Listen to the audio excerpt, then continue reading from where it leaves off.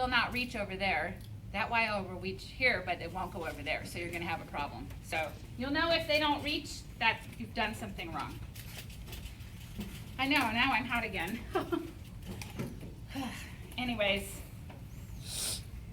okay, so we're gonna turn it on now. This on-off switch on this one is the easiest one that there is. It's right there on the front. Can you turn the fan on? I'm dying. Maybe move the to get started. Okay, I did this on purpose to show you something about this ventilator. There's a couple unique things about the PB840 that you need to know, and I already see some people shaking their head. So the PB840 is the one ventilator that cannot have the test lung hooked up to it when you turn it on. Remember, this is a machine. What does it think this is? A person. Because the vent doesn't know any better. It might not. It might not. Okay. So it thinks you just hooked it up to a person. It actually thinks it was hooked up to a person before you ever turned it on, because it senses the back pressure. So it's given you a procedure error and it's what's called safety ventilation on purpose. Because the only thing the ventilator knows is that I'm hooked up to somebody and somebody didn't check my settings first. So safety ventilation is it's a mode that is for safety. And what it does is it has preset settings that it automatically defaulted to keep your patient safe. Because it's saying, hey, you got a problem here. You hooked me up before you were supposed to. So I'm taking over for you so you don't hurt your patient. Because if you got the wrong pressure set, the wrong tidal volumes, you really could harm your patient. So this ventilator cannot be hooked up to a test lung when you turn it on. So the way to fix it is to do this. Turn it off. Get your lung off. And start over again. And now we'll be happy. Safety valve open will come up, the screen will come up, and then we're going to come to here where it says vent startup in progress. And now there's two possible screens that could come up here, and somebody's going to come up to the second one at some point. I'm going to tell you to remember back to this day. So you're either going to have a screen that says vent startup in progress, same patient, new patient, and SST. Or your ventilator is going to be alarming continuously that you can't silence, and it's going to say vent startup in progress, and you will only see SST there. No same patient, new patient. But you aren't going to recognize that there's a difference because you're new at it. And you're going to be telling me, my ventilator's broken, I can't silence it, I can't silence it, I can't silence it. That's not true, it's not broken. I can't. Every once in a while when I go to do this demo, it does that, but it's not doing it right now. So if you turn the vent on and it alarms continuously and you can't stop it, what you will see down here is SST, and then you'll see the words, something to the, I don't remember what it is word for word, but it's something to the effect of, must perform SST before you can do anything else. Basically, it's telling you the only option you have is to do the SST, which is why you don't have the new patient or the same patient there. And once you start that test, the alarm stops. But everybody freaks out because they think that it's broken. It's not broken. It's telling you to run an SST. So remember, when you use the PB840 and you turn it on and it alarms continuously, not because your lung is hooked up, you're doing everything right. No lung hooked up, it alarms continuously and won't stop. You can't silence it, you can't do anything. You have to run an SST, and it will be the only option on your screen. And I'm going to tell you what the SST is. So the SST is the calibration for this ventilator. Every vent is different, but this one, it's called the short self-test.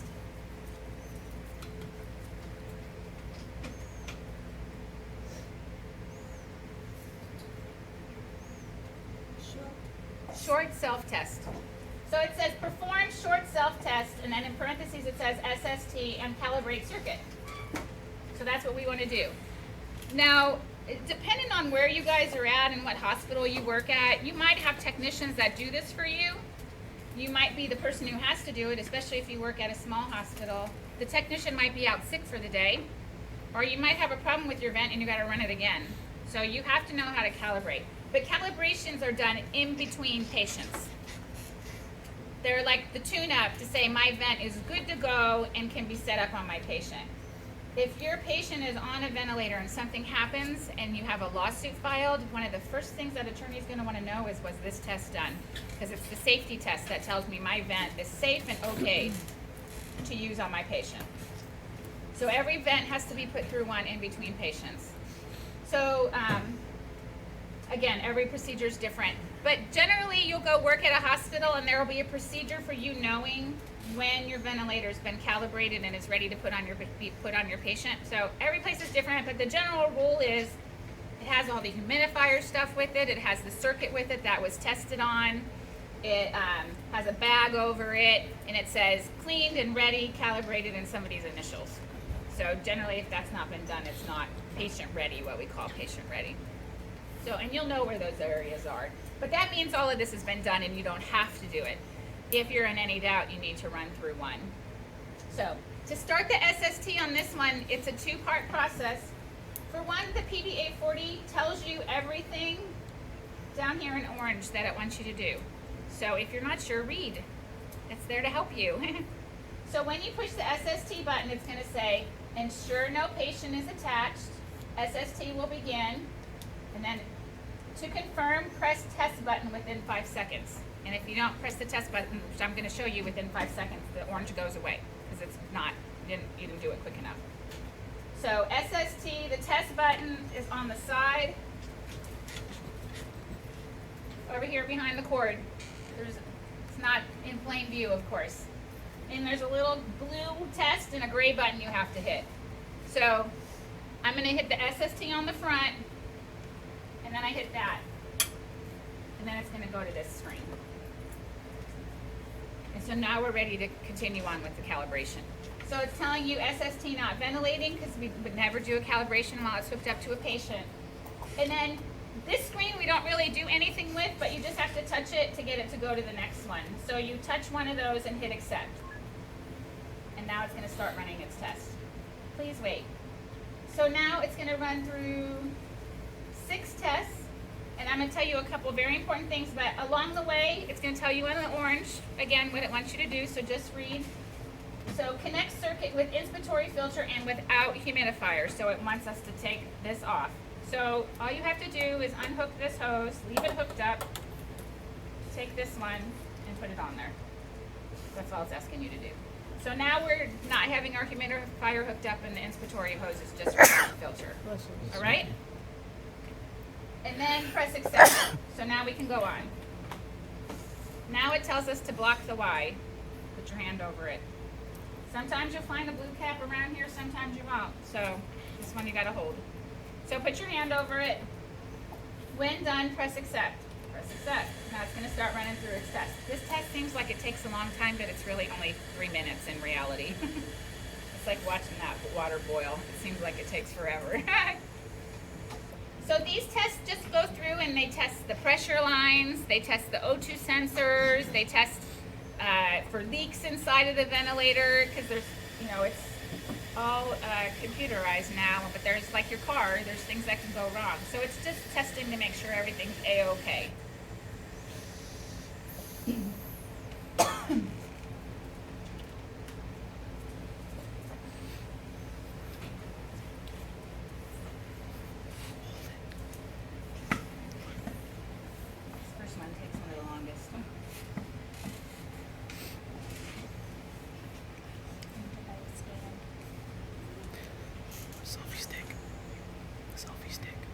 Okay, now it tells us to connect the humidifier.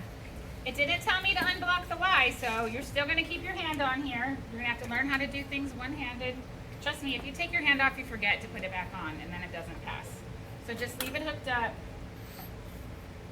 put that back on, and now hit accept, and we just keep going. Now it's going to do the next one, pressure test.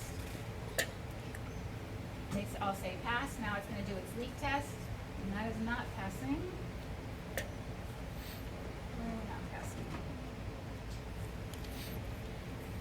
See if air is escaping somewhere, and it turns out there was. And I actually did this inadvertently, but it's a very good lesson because here this is where my bag, what I used to spike my bag with.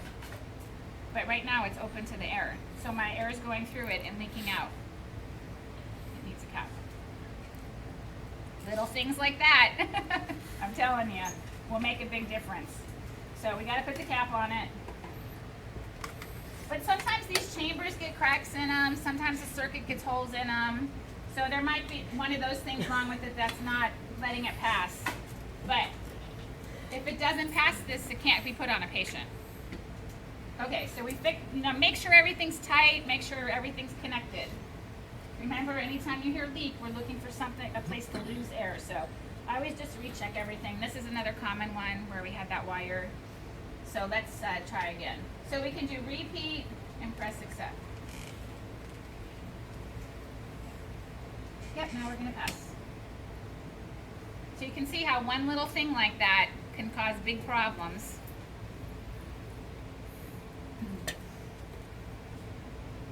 Okay, so now it's saying disconnect from patient port. This is a goofy one, but this is one you have to know. So from patient is the tube coming from the patient, so it wants you to unhook this one. So you unhook. I'm going to tell you that this is a very common place that people do this because they realize they have to do something else. So they're like, oh, hold on, let me take it off of there, and then they do this. And they say, okay, I'm disconnected, and they do this.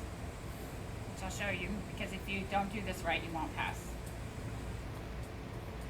Connect it back up.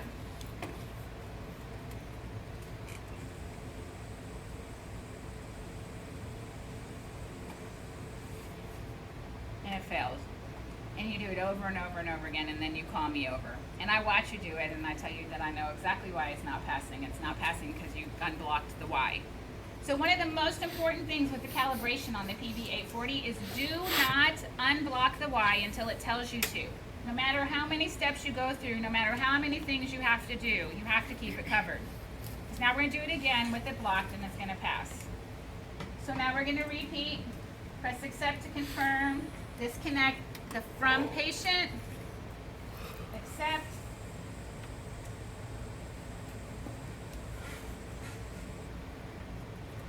Connect it, accept, and now you'll be good. This is why you also need to do this yourself, because you need to practice going through all the steps. You're going to watch somebody and go, oh, that's easy, and you do it yourself and you'll miss something. So then it's calculating resistance and compliance. What it does is it checks the resistance and compliance of your tubing, because all circuits are different. How compliant, how easily it distends with air is going to be different. You know, like a baby circuit, real tiny, is it going to be compliant as this circuit? No. And then depending on the material that it's made out of, it might not be as compliant too. And then so it will automatically correct for that to get your patient. Okay, now it tells me I can unblock the Y, and I can. Accept again.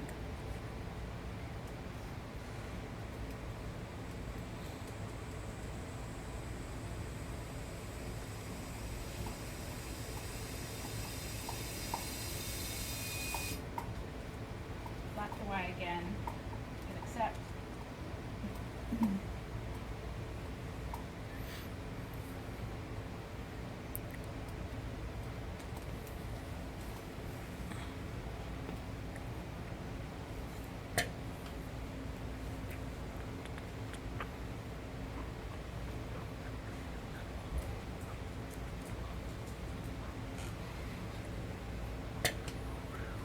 Unblock the Y. Accept, and now it's done. So you'll see everything pass. Every once in a while, for something going on in the classroom, maybe we couldn't figure, so I tell you that it's okay to not have something pass.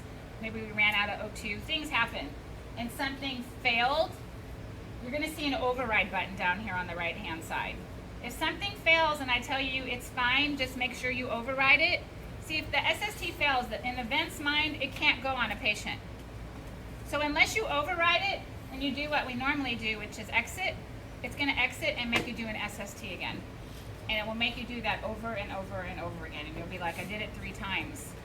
And I'm like, it's because you didn't hit override. So if for some reason it fails and we tell you not to worry about it, just to go on, make sure you hit the override and then it'll take you past this point. But otherwise, in a perfect world, we want to see everything pass. And you're going to hit exit SST. press accept confirm, which is what we do for everything on this vent, it will shut down and restart. That is normal. Do not hook the lung up yet. Still not time.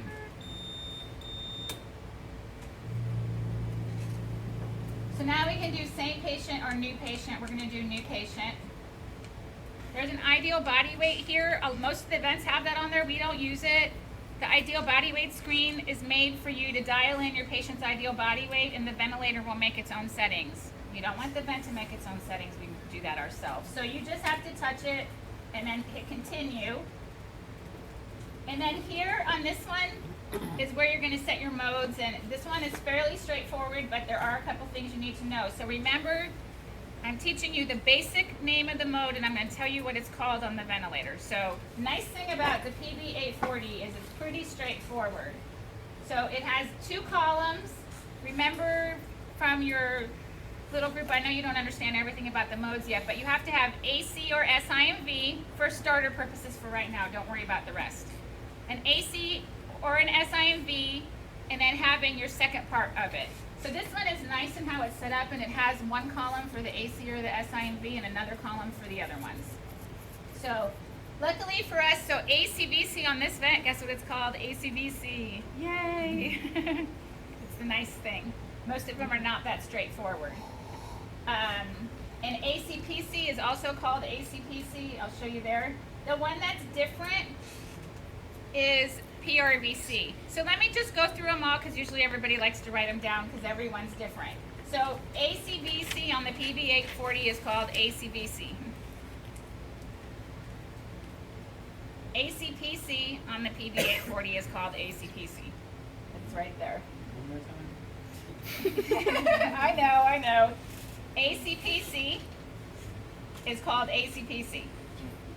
It's the same name. It's one of the few. You'll see, you guys, when we go to the other ventilators, they're not like that. They have crazy names. And then ACPRVC, one is different. On the PB, it's known as ACVC plus. C plus. It's okay that you don't understand what all of this is yet, you guys. It's just helping you get to know where it is on the ventilator for right now. That's the only thing that I'm hoping to accomplish. Did you say the last one again? ACPRVC on this ventilator is called ACVC plus. The VC plus is the same as PRVC.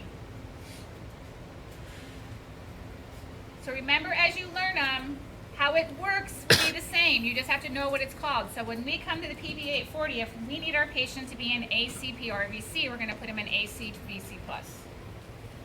ACPRVC is volume control or pressure or both? PRVC is the both one. Pressure regulated volume control. And SIMV is set up the same way. SIMV VC is SIMV VC. I wish they were all like this, but they're not. So an SIMV PC is SIMV PC. And then SIMV PRVC is SIMV VC plus. The same thing, same setup. Yep. I start with this one because it's fairly easy in that regard. The Draeger is the hardest for that one. The names are totally different. SIMV PRVC is SIMV VC plus. And it's a plus sign. It's VC and then a plus sign. Huh? VC plus. On the bottom. Okay, you guys got it? Yep. All right. Then over here, trigger type. V with a dot over it always means flow. You'll understand this more later, but you're going to have flow triggering or patient triggering, which kind of is like sensitivity on an IPPB. It's how my patient can trigger a breath. You want to go to flow triggering, and you'll learn more about it later. So you want V with a dot over it, trigger. That means flow triggering. P trigger means pressure triggering.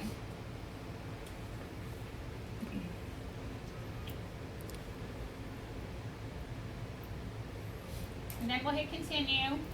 And then a section comes up where you can actually put all your numbers in. So now we can do our rate, which is listed with an F. Remember, rate's going to be F or R or RR, depend on what ventilator you're on. This one, it's F, and it's there. VT is your tidal volume. Again, if you don't know what it is, push the button, and it'll tell you down here, tidal volume. It's one of the really nice things about this ventilator. V dot max, that equals flow. This one always trips up people. Remember, V with a dot is flow. So it's telling you the maximum flow. That's what it is. So, but you're not used to V dot max meaning flow. I am. Then you have V with a dot over it. Means what? Flow. Flow, sensitivity. Remember, we told it that on the other screen. So that's your sensitivity. V sensitivity is the flow sensitivity. V with a dot over it, sense, S-E-N-S. That's your flow sensitivity. Then when you have O2, that one is pretty straightforward, thank goodness. That's where you're dialing your FiO2. Your PEEP. All right, down here you have this T, and then it has PL. That is a subscript. That's like an inspiratory hold. We don't use it. It should always be at 0.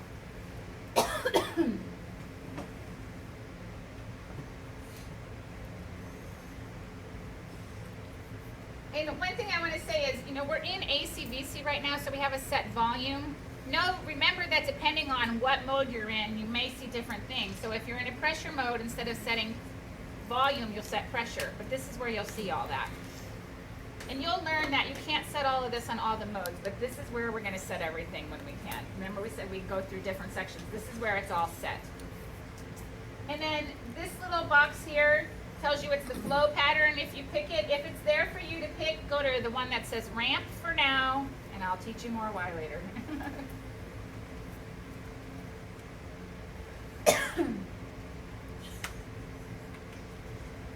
This down here, this little section with the blue and all of these numbers in it, that's called, the technical name for it is the breath timing bar. What it is where you can see your I time and your E time and your IE ratio, which are very important and will become critical parts of your setting. So you have to know that that's where you go to see that. Abbreviation? Huh? What is the abbreviation? It's called the breath timing bar. You get to it by hitting either the Vmax or the ramp button. It'll show you the timing bar.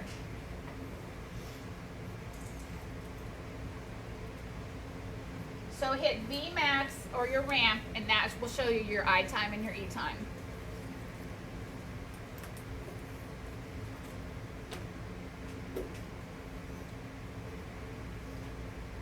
And then if you ever see this little box over here that says T peak, it's one you can pretend it doesn't exist. It's the only button you don't have to worry about. Okay, so once we get everything set like we want, which we're just going to leave it where it is for right now, we're going to hit accept. Now it will tell you waiting for patient connect. Now the ventilator is happy. You've checked all your settings, everything's good, and we can hook up our patient. So that's when you can do that. So down here at the bottom, so this is where we can check our settings. This is where we can do our alarms. Every ventilator has different alarms that you can set, and I'm not going to teach you the parameters right now, but this is where they can be done. So this one has a high pressure alarm, has a high rate, has high and low tidal volume, and then remember VE is minute ventilation, so high and low minute ventilation. And you'll learn where those are set later on. So that's where we can set all that. Who's doing that with that pen? So that's where we can set that. Apnea setup, that's your apnea backup. So for apnea backup, it's more important for spontaneous mode. And some vents don't even have apnea backup there unless you're in a spontaneous mode like the servo. If you're in assist control, it doesn't even show you apnea because you don't really need it. You're doing all the work for the patient. But this ventilator happens to have it in all of them. So as long as you're in full support, we typically set the settings the same as what we're on, except we always put the FiO2 at 100% in apnea. And you always put the delay at 20 seconds. So if my patient doesn't breathe for 20 seconds, I want the vent to kick in and do it for me. 100%, 20 seconds, everything else set the same as what you have. Unless you're on a really low rate, you need to put it higher. What is the 27? The delay, 20-second delay. So here's your waveform section, which we'll learn more about later, but it's right there in front of you.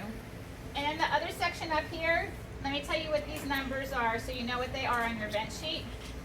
So this is my patient readout. On this ventilator, that's the only patient numbers you have, right there. So there's not many other places to look for a lot of information. When you see C up here, it means it's the control. It means the machine is doing all the work. If you see a spontaneous and S, so the different letters you can see up there are C, A, or S. So C means it's an all machine breath. My patient didn't do anything. A means assisted. So my patient started the breath, but we assisted it in some way. And S means spontaneous. It means it's all your patient's own doing. So when you see different letters, because everybody always wants to know what they mean, that's what they mean. That's really important in the clinic setting, so you know if your patient's triggering anything or what they're doing.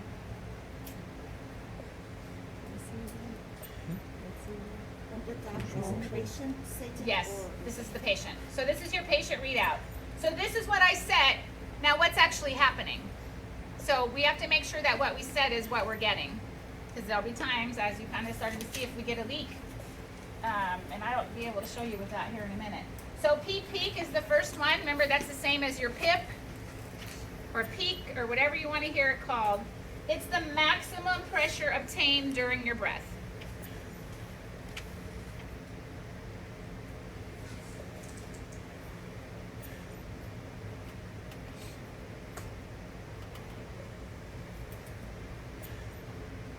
P mean,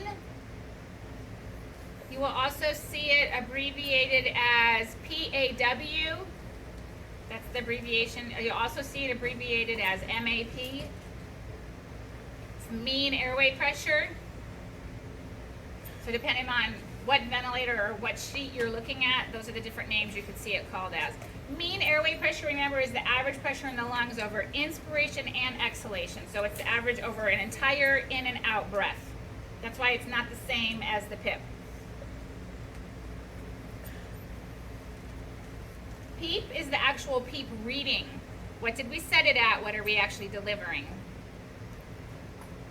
So if your patient is air trapping, that's where we would see it. Let's say I set my PEEP at 5 and that says 10. My patient is air trapping. He has auto, it's also known as auto PEEP. say again? I'm sorry. Which one, about the PEEP? Yeah, auto PEEP. Auto PEEP, so up here, my PEEP reading is my actual true PEEP reading. So compared to what I set, what is the actual PEEP level? So I said if my PEEP I set at 5, but my actual PEEP reading is 10, that means my patient is air trapping. And you'll learn more how to fix that later. But that's why we need a true PEEP reading. What was the first? Which one? This one? P peak or P mean? Oh, PP. Yeah, P peak.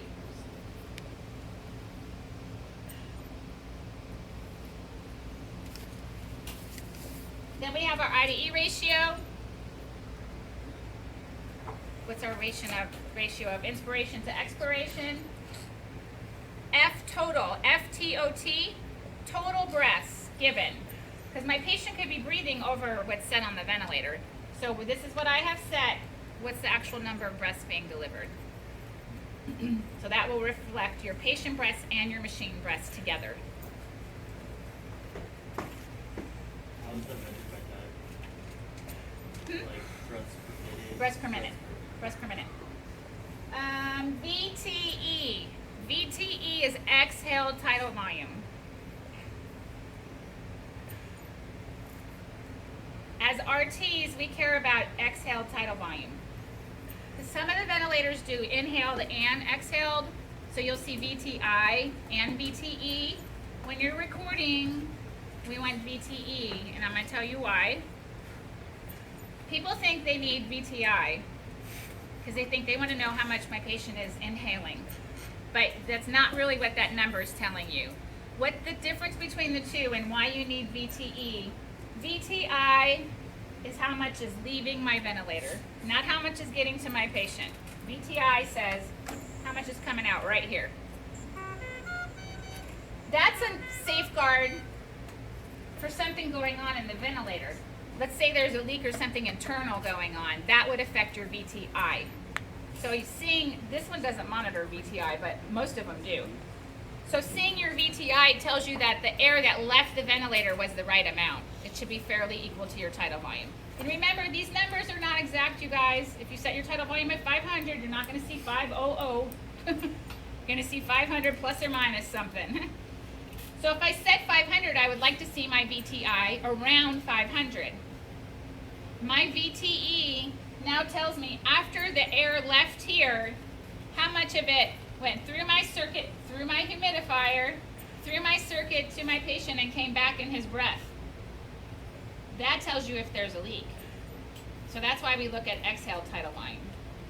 Because that actually is a reflection of what went to your patient, even though it doesn't seem like it is. People think VTI is inhale, VTE is exhale. VTI is what leaves here. VTE is what travels through the length of the circuit and comes back.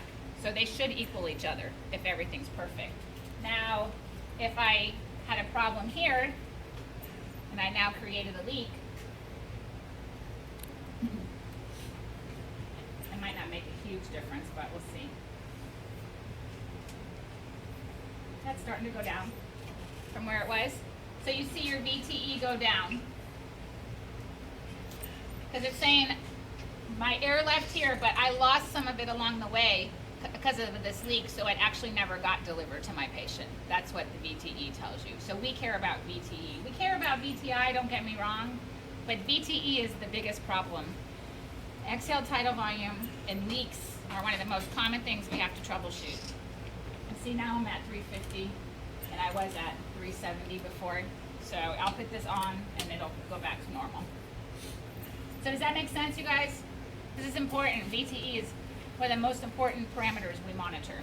And then VE total. VE, remember, is minute ventilation, so that's our patient's total minute ventilation. So that would take into effect any of his own breaths, along with machine breaths. Remember, we don't set minute ventilation, we're just going to have a readout.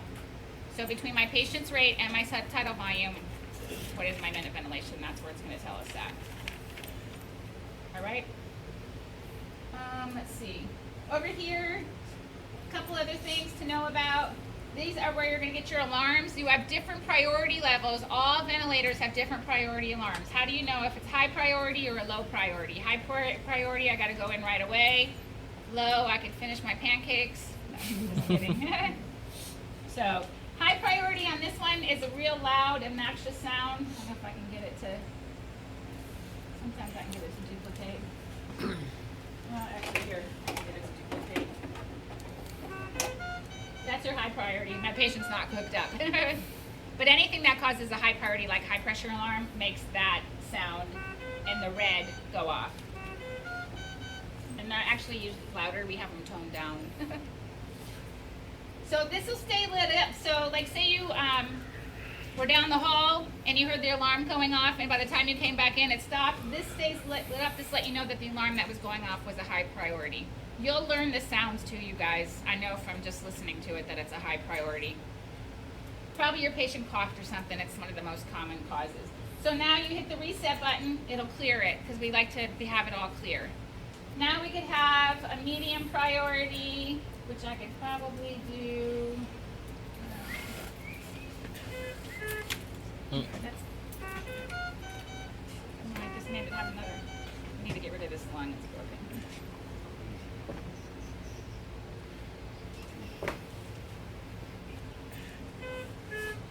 Low priority. I just gave it a low priority. Minute ventilation. Those are not usually very important.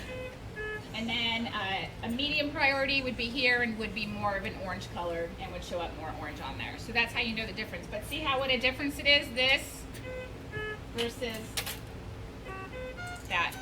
So that's why I said you learn the different levels. But it's important for us, too. We got a lot of things to do. But sometimes it's a dire emergency that you get into a patient's room. If the high priority alarm is going off, it means you need to get into the patient's room and stop what you're doing, or have somebody go bag them until you see what's going on. Low priority is just not as urgent. You need to attend to it, but you can take a minute. Battery ready, but it's not on. If I unhook my vent, it's going to switch over to battery source in a minute. Now it tells us that that's on. My compressor should kick in. Oh no. So now it'll tell us that that's on. Otherwise, you should not. You should just be on ready. Do you hear that sound that just kicked in? That's an air compressor. A couple of our ventilators have built-in air compressors. So in the event we lose our 50 psi air source, it can take over. One of the other reasons for this is some, especially long-term places, or there's actually some hospitals that only had piped-in oxygen in the walls and no piped-in air. Well, this is a ventilator that can be used there because this can always give you your air. It can run 24 hours a day as long as you have power. And then you just need the O2 source. Because one of the things we'll talk about is you have to have those to run the ventilator. So as soon as I plug my air back in, it'll go off again now. So that's my compressor telling you it's ready. The light would switch to on if it was on. So here are just a couple other things to know about. Volume, we keep ours all the way down, but the volume on the alarm in an ICU should be as loud as it can get. We have the silence, everyone's favorite button, and the reset. So once you fix the problem, you can reset it. Info is a nice little screen if you have a problem and you don't, or if you can't find something, especially while you're learning these. You go to the little question mark and you can get a little booklet on the PB840 to tell you anything you ever wanted to know about it. Okay, 100% O2 cal. That is for your suction. So hit 100%. You get O2 for 2 minutes while you suction your patients. And you'll see right across the bar there. Once it's over, it'll go back to where it was. One thing you will not see, oh, it doesn't even have it.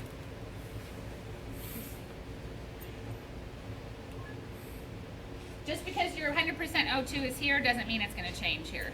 One of the students here, I can't remember which one it was, actually got into not a fight, but the doctor was arguing.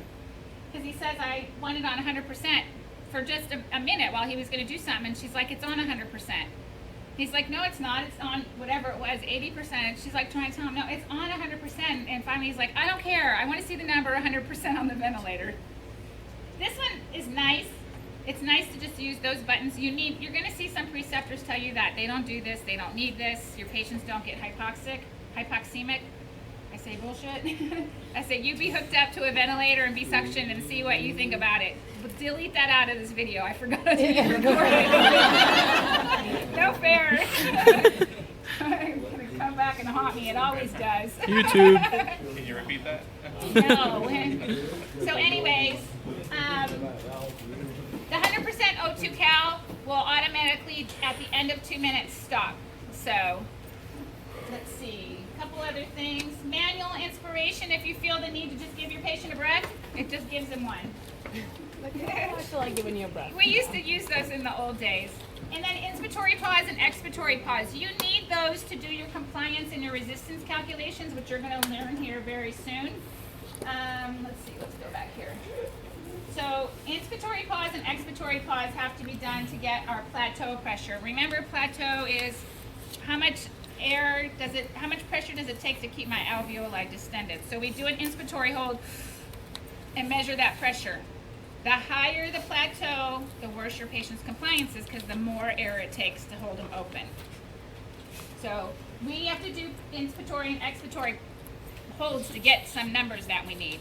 So inspiratory, what you're going to do is once the breath is started, hold the button. It'll tell you inspiratory maneuver taking place, and then it'll tell you your plateau. And it gives you your resistance, your compliance and your resistance. It doesn't usually give you your resistance, and we'll go through what all that means more later. I just want you to know that that's how you do your inspiratory hold. You have to also do, and then on this one in particular, it freezes the screen. because you'll see some of them, they don't freeze the screen, and by the time you go to look for the number, it's gone, and you gotta do it again. So this is nice, it keeps it there until you're ready, and then you hit unfreeze, and it goes back to monitoring every breath. Now we also have to do expiratory pause, so at the end of a breath, we do an expiratory maneuver, and that gives us a true reading of our auto PEEP as well, and it says PEEP total here. So if you think your patient's air trapping, you want to see exactly how much, you do an expiratory pause, how much air is holding at the end of exhalation, and that tells us our air trapping. All right?